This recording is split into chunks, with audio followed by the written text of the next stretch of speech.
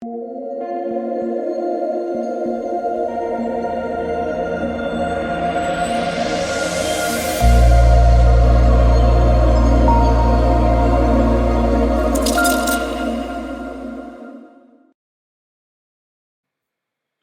what is going on, guys? It's DK. Back at you with another video here. It's rating the 6-game NBA main slate on Thursday. Before we get in the video, if you guys are new to the channel, welcome. My name is DK. I make daily videos and live stream for NBA and NFL sites on Draftkings. If you guys haven't checked out my video for Thursday Night Football, we have the Cardinals and the Packers. Should be a really fun one. Make sure to check that one out. $1 million to be made. $1 million maker for tomorrow for that slate. If you guys are unable to watch these YouTube videos, I also upload on Apple Podcasts. Link down below. It's called the DKDFS Show. And if you're interested in signing up for premium content, I offer a few different packages on Patreon.com. More info down below.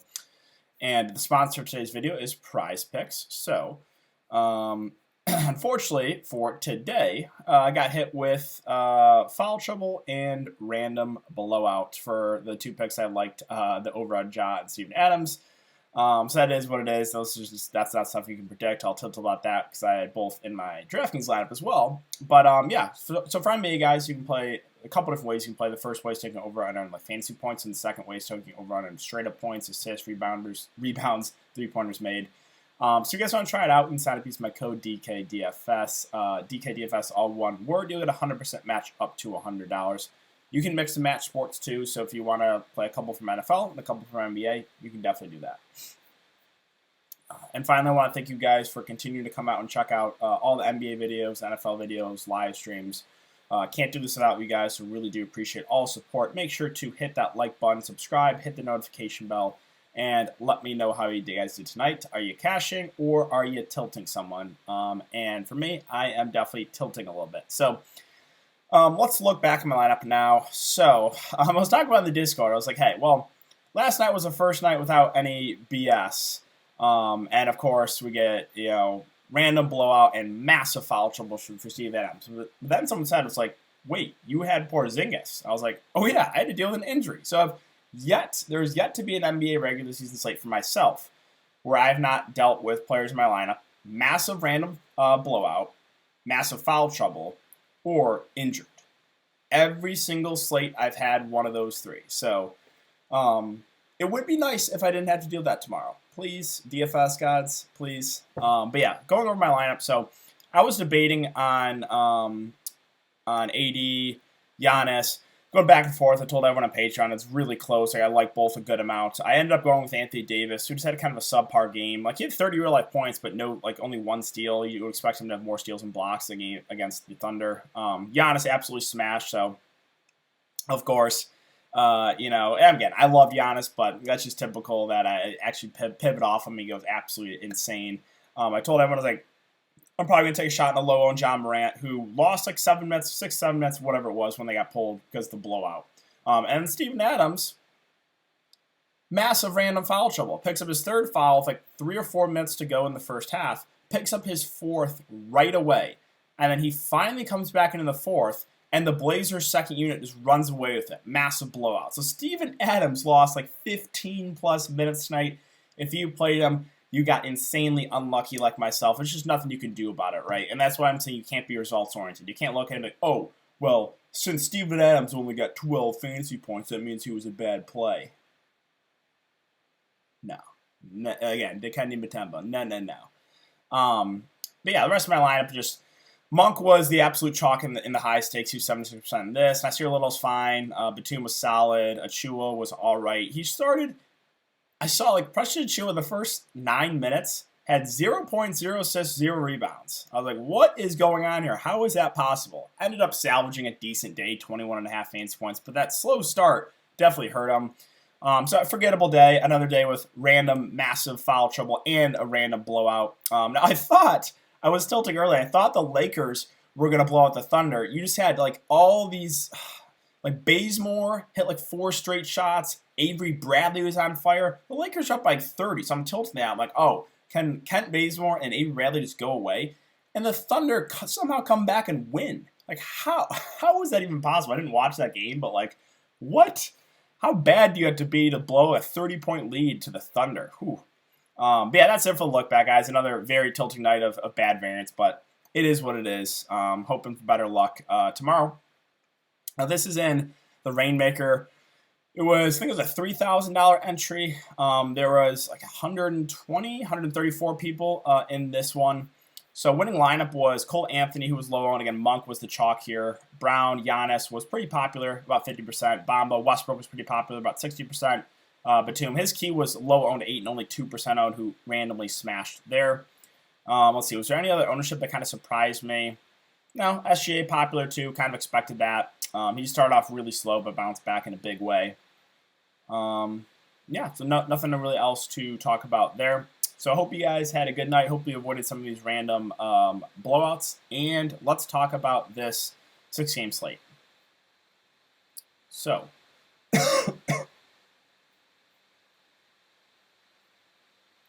we have Hawks and Wizards at 222.5 over under. The Hawks 1.5 point favorites. Knicks and Bulls at 214.5 over under. The Bulls 2 point favorites. Jazz and Rockets at 222.5 over under. The Jazz 9 point favorites. Memphis and Golden State is a late night hammer here. 233 over under. Warriors are 5.5 point favorites. So we'll start off Atlanta, and Trae Young had a really solid game tonight. He was like 1% owned. I don't think he's going to be super popular again, but I always like Trae GPPs. This is a good matchup. He's going to play about 35 minutes. The floor is low with him, but the ceiling is high. Capella's still not playing big minutes, so like he's kind of a pass for me. John Collins, for like the third straight game, got in massive foul trouble. If this guy can stay out of foul trouble, you're going to have a really good game. So at 6.3K, I do like that price on him. But the other wings, like Bogdanovich, Reddish, Hunter, Herter, Gallinari, like I said, these guys are just all like the same to me. There's never anyone that really stands out when they're fully healthy. Moving on to the Wizards. So the big piece of news here is Daniel Gafford is out. Quad injury. I don't expect him to play. And you had Montrezl Harrell. Let me just look at this. I think he played like 40 minutes tonight once Gafford went down. Like he just like did not leave the court. Hold on, let me bring it up.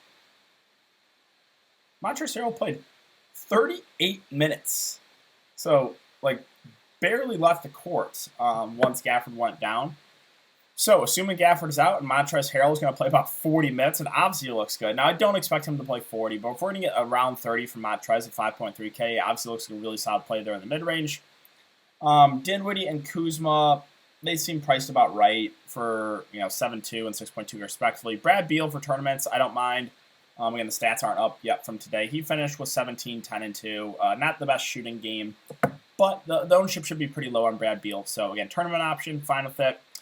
And then, like, who plays the backup 5 here? I don't think they want to play Isaiah Todd. So maybe they just go small and go, like, Bertans or Denny as the backup 5. I'm not sure. So if you want to, like, take a dart at one of those guys, dart throw, sure. But, yeah, it's going to be interesting to see what they do with the backup center position. Moving on to Detroit. So Jeremy Grant currently questionable. This is pretty significant news. If he's in, I don't know if there's anyone that stands out in the Pistons. If he's out, I do like Kelly Olynyk a good amount at 5.8K, who minutes went way up. We know he's a good point per minute guy. He went for almost 40 fantasy points last game, so I would like Kelly O. Again, Saddiq Bey's been the most consistent player so far. I think he's a solid option. Should play low to mid-30s minutes. Other than that, I don't really want to target Isaiah Stewart against Joel Embiid. Worried about the foul trouble there. Josh Jackson moved in the starting lineup. He played 32 minutes. So if he's going to start again, I do have some interest in him for value. So monitor that one, I guess. And then, yeah, Killian Hayes, 4K. He's been pretty bad, but he played 27 minutes last game. So I do have a little bit of interest in him. And moving on to Philadelphia. So keep an eye on Embiid. I'm pretty sure he plays, but again, we got news that he's like dealing with the knee injury still, and it's bothering him. He's going to be pretty low owned if he does play, and he's sub 10K. Like he had an awful game last game, but this is Joel Embiid. Like he can still put up a massive performance. I'm intrigued by him for tournaments. Tobias Harris had a really big game last game, but now he's almost up to 9K. Like I don't know if I want to pay almost 9K for Tobias Harris. And the rest of this team. Maxey, Seth Curry. I told you, like, okay, this is the deal with Seth Curry. Right? People ask me, what about Seth Curry? Well, this is his floor. So as long as you're willing to accept that on a night-to-night basis, then fine, you can play Seth Curry. He has a ceiling. He just doesn't do anything besides shoot the ball. So if he has a bad shooting night like he did last game, he's going to probably get 10 fantasy points. If he has a good shooting night, he can go for a 30-plus for sure. Now, Andre Drummond, it is a revenge game weirdo. If he's playing about 15 minutes off the bench, Obviously, if Embiid gets rolled out, you play Drummond. But as a GPP play in about high teens minutes on the bench, I do think it's viable. Should be able to have his way there against the Detroit front court. Other than that, there's not much here. Korkmaz a 4-1. Again, he's a shooter. Probably plays around 20 minutes. If you want to take a shot on him and hope he hits a shot, sure. Like, you can say the same about Danny Green, too. We have a lot of guys that are kind of just reliant on the three-point shot. Moving on to the Knicks and the Bulls. So Julius Randle, I think, is a pretty safe play here. Don't mind this matchup here against the Bulls. Should play close to 40 minutes in a competitive game. Guy that can stuff the stat sheet. So, yeah, I think Randle is very, very safe. The rest of this Knicks team is just a headache. I don't want to pay 6.1K for Fournier. Kemba, Derrick Rose, probably one of those guys is a decent game. It's been Derrick Rose the first few games. It was Kemba Walker last game. If you want to take a shot on one of those guys for tournaments, sure. RJ Barrett's been pretty bad, but the price is fair for like a filler option. I'll mention Mitchell Robinson. If he can stay out of foul trouble, he did get massive foul trouble against Embiid. If he can stay out of foul trouble, I think he pushes for 30-plus minutes. He does have some upside. So, yeah, he had a bad game last game, but, like, he can go for, like, 30-plus fantasy points. So, kind of like Mitchell Robinson for tournaments. Other than that, Burks, 20 minutes off the bench, fine filler play. That's about it. Moving on to the Bulls. So the Bulls are tricky when they're fully healthy, and I expect them to be healthy here. Levine is questionable, but they said he's going to play through that small ligament tear in his thumb. So, like, one of these guys at least is going to have a good game, but it's kind of hard to figure out which one's going to be. And now they're all priced up. Like, Lonzo's no longer, like, low to mid 6K range. Now he's 7.5K. So, honestly, I'll say all the Bulls guys are more tournament plays. Guys like Lonzo and Vooch probably have the highest floor. Vooch because of the rebounding, Lonzo because he'll handle the ball a ton. Ceiling-wise, it's probably Levine, but we've also seen a somewhat low floor from him too. So if you're shooting for that ceiling, it's probably Levine. If you're shooting for maybe the safer plays in the Bulls, it's Lonzo or Vooch. But again, I would say all are probably GPP plays at their respective prices. And then, yeah, Caruso's in the closing lineup. He's playing close to 30 minutes. He's a good defender, a guy that can stuff the stat sheet. He'll handle the ball a decent amount too. So I think he's a fair value play that probably goes pretty low-owned. Utah and Houston. So the issue here is the potential for a blowout. 9-point spread here. Mitchell at almost 9K does have some upside, but the price doesn't really stand out. Gobert, not playing huge minutes. They also did hack a Gobert last game, so we got like a ton of free throw attempts. Again, I'm probably not going to go there, but I get it. Mike Conley's probably the safest play in this team. He'll play around 30 minutes, not going to play massive minutes, but has a relatively high floor, handle the ball a decent amount. And again, it's a good matchup. So Conley, solid cash game play. Let's see. Bogdanovich is currently questionable. So if he does miss, then Joe Ingles probably gets some more run at 4.9K. I think he'd become a decent value play.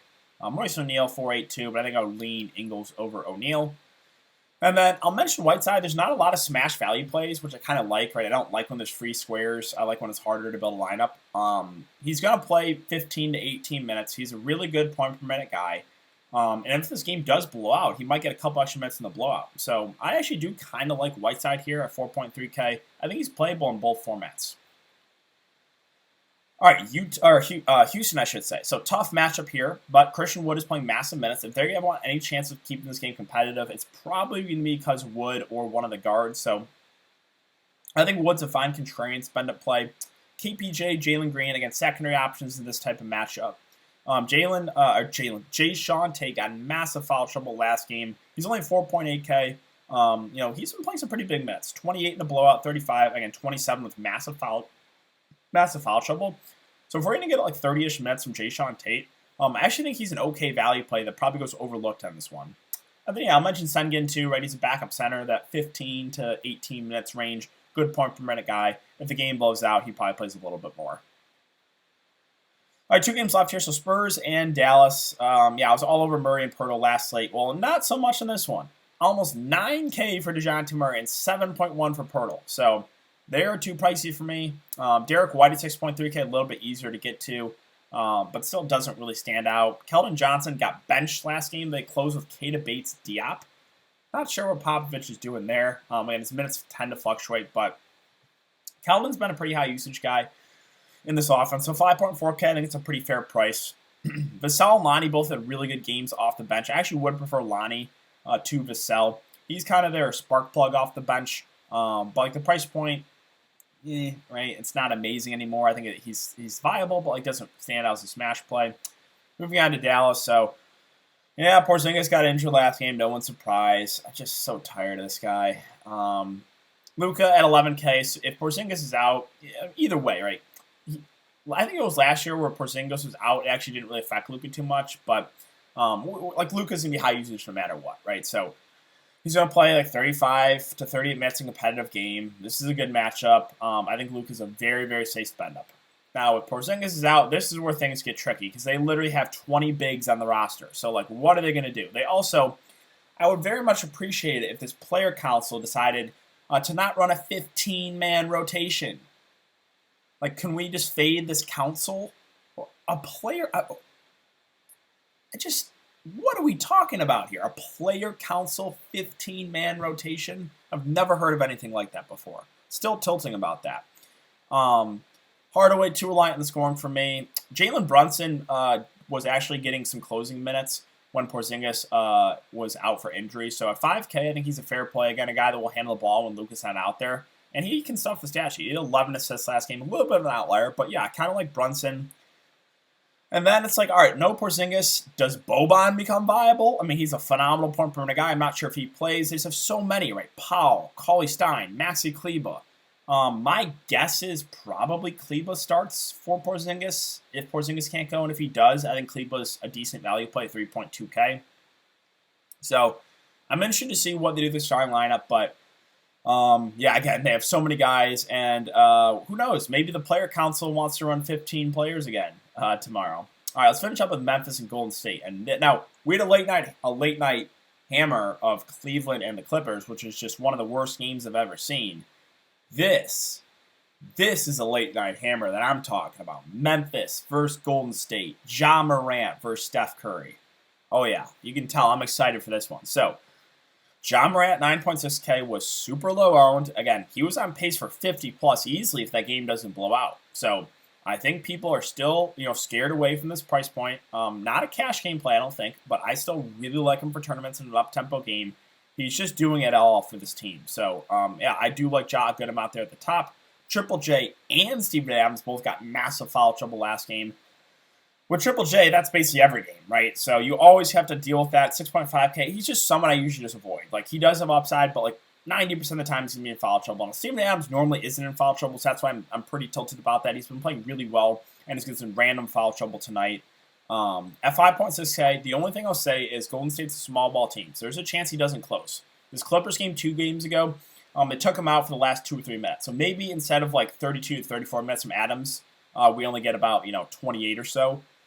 So, but even at that price point, I think he's still a safe play, even if he doesn't close the last few minutes. Now, Melton, Bane, I like them both. I know Melton shot awful tonight. Bane actually got injured. I think he had stitches. I think he'll be good to go for tomorrow. So, fine going right back to either of these guys. I think both play around 30 minutes in an up-tempo game. Other than that, there's not much else here for me. Slow-mo, probably play about 20 minutes off the bench. Fair value, but like doesn't really stand out. And finally, Golden State. So, again, Steve Kerr continues to run this like 11, 12-man rotation. Like, can you just run a normal rotation? God, I just hate that the Golden State rotation just tilts me so much. But yeah, Steph Curry, I think is a really good tournament play. Again, we finally saw that floor. So he's not going to continue to average 60 fantasy points a game. The floor is somewhat low with Steph, right? He can be reliant on the scoring at times.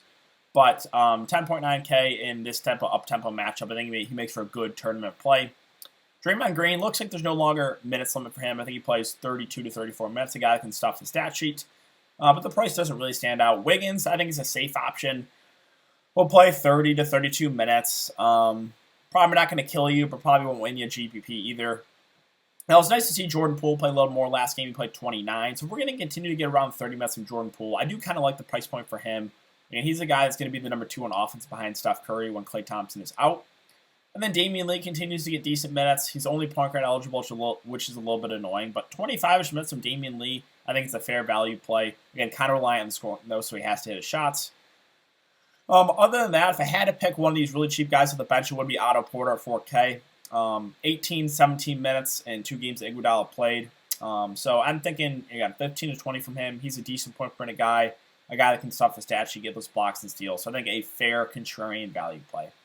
Alright guys, but that's going to do it for the video today. So if you have been enjoying the content, make sure to hit that like button, subscribe, and hit the notification bell so you don't upload videos and go live. I'll be doing YouTube live stream tomorrow, so make sure to check that one out, guys. Thanks again. Have a great night, guys, and I'll see you tomorrow in the live stream.